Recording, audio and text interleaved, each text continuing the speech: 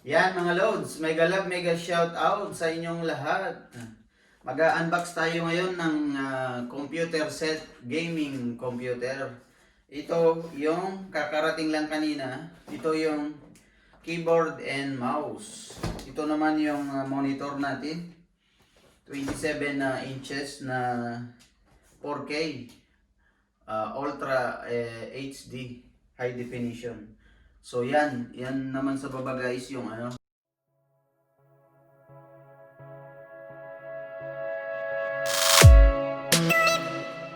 Unahin muna natin yung keyboard and mouse. Unboxing. Tignan natin kung anong laman nito. Salamat nga pala kay Kila Cute sa maagang pamasko.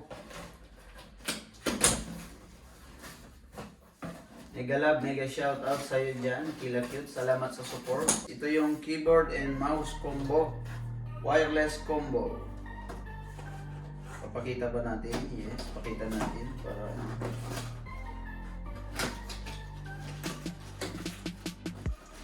actually, ito guys ay naka-sale ngayon kasi Black Friday sa Amazon. In-order ko kahapon, dumating na kanina. One day lang.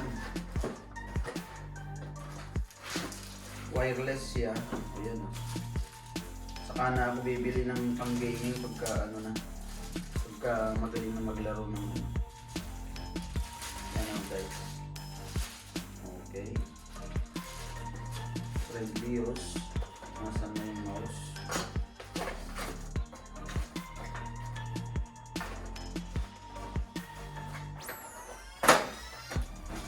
Dito naman yung walang instruction kasi ano lang to plug and play. Ito naman yung mouse, malit lang siya, smooth, rubberized. So yan, lalagyan pa ng battery. Okay, proceed tayo ngayon sa monitor. Ito yung monitor na 4K.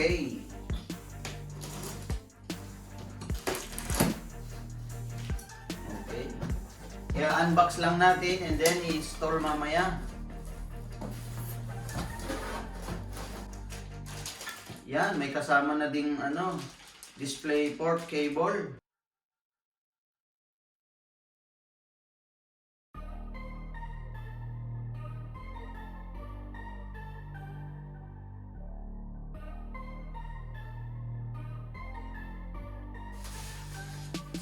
Yan o.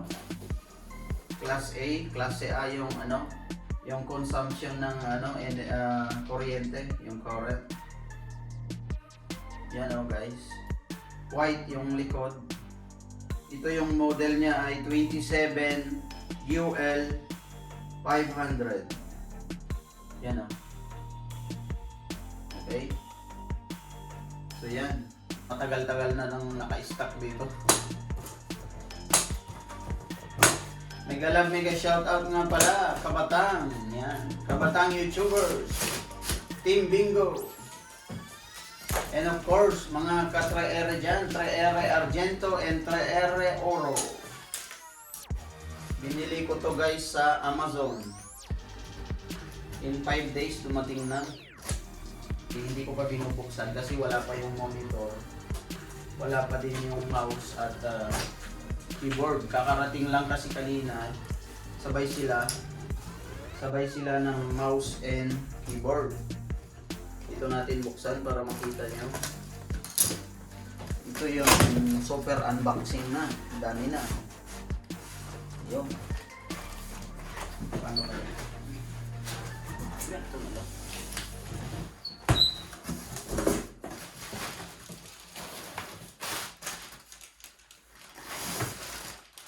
Yan guys, may mga ano ba tawag dito? May mga parang floriball siya sa mga ano, sa gilid-gilid niya para mas secure. Ayan. Ito na oh. Yan, ito yung ano niya. Sakay. Ito yung ano niya, yung receipt. Megaport. Pabasahin ko lang yung specs guys ha. Ito yung receipt niya. Intel Core i7 10700K 8 times 3.8 GHz. Turbo niya ay 5.1 GHz. MSI Z490 Plus yung motherboard. Nvidia GeForce RTX 2060 Super yung graphics. 16GB DDR4. 480 yung solid hard disk niya, hard drive. 1 tera yung Toshiba SATA 3. Yung HD memory. 600 watts yung power supply at Erre Max. Windows 10 siya, home 64-bit. Okay, yan. 1 bulan high-speed adapter card and cartoon 600-bit. Okay, guys. Buksan na natin. Arap na ako. Sana maging okay lahat to sa loob niya. Dito ko na lang muna ipatong. Tanggalin ko muna yan.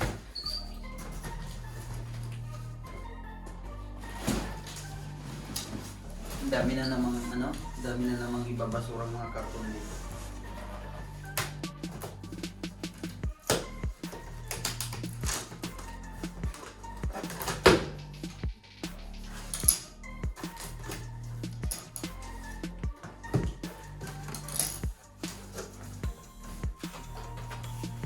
Tan tan tan tan.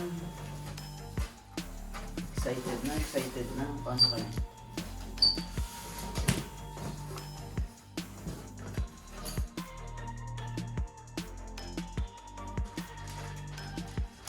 Instruction niya. Yung antena ng Wi-Fi.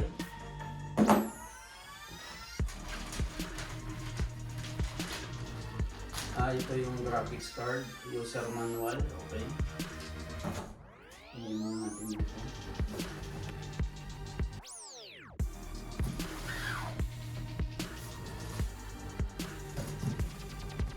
Ayan. Ito na.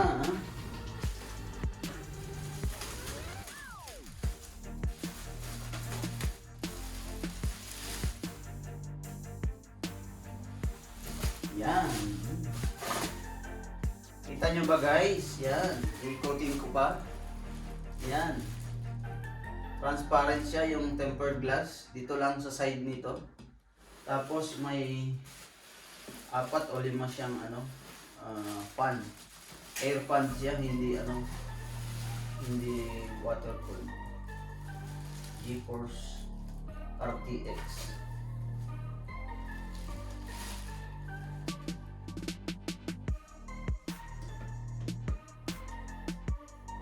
Yan yung niya. CD-ROM. May magnet. Okay. So yan siya. Okay mga Lodi. Alis tayo. Kukonect ko na lang dun sa sa kwarto kung saan ko tatanggalin yung computer ko. Okay, see you.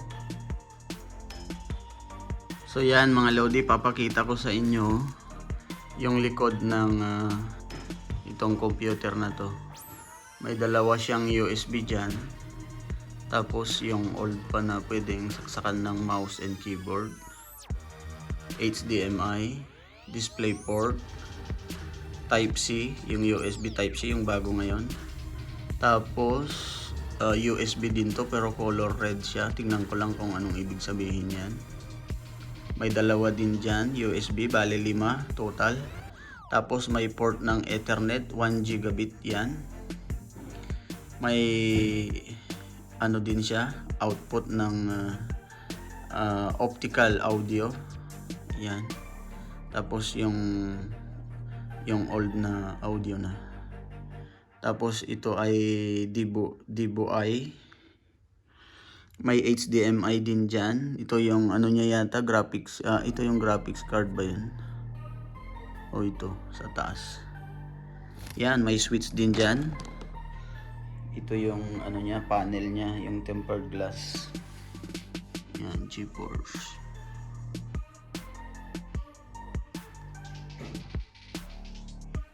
Hindi masyadong makita, kulang ang ilaw. Ito yan, nabubuksan yan sa CD-ROM niya. Makikita nyo ito mamaya guys pag binuksan ko. May ilaw to, RGB. Ang combination.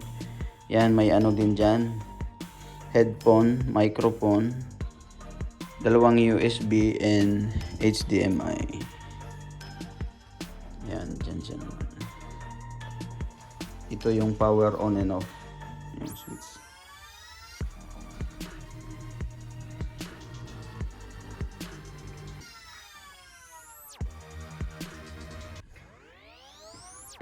Yan siya sa taas. Tatanggal ba to? Titignan natin mamaya. Set up na.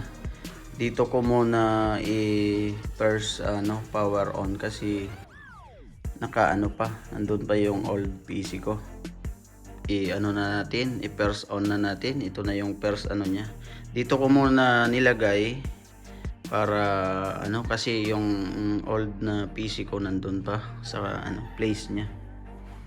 Yan na i-connect ko na yung HDMI, yung power supply niya. Yan, tapos yung Ethernet, kinuha ko muna yung Ethernet doon pansamantala para matest natin. Okay, so switch na natin dito.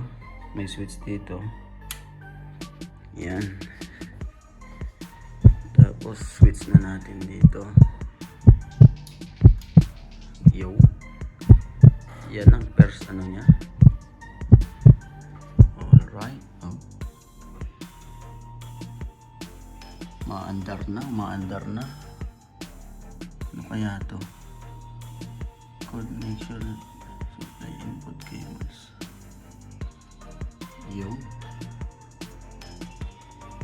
Lupit. Ito yung case niya, yung Azza logo. Yan. Hindi naman siya maingay.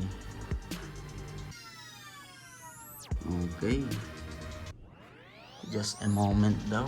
Continue, select language. Okay, Italiano o English na lang. English. Yan o.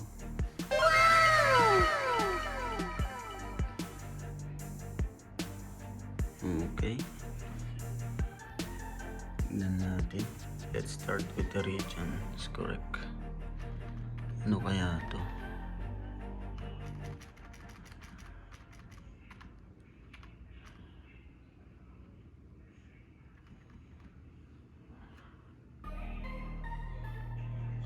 Yan. Accept na yan. Okay.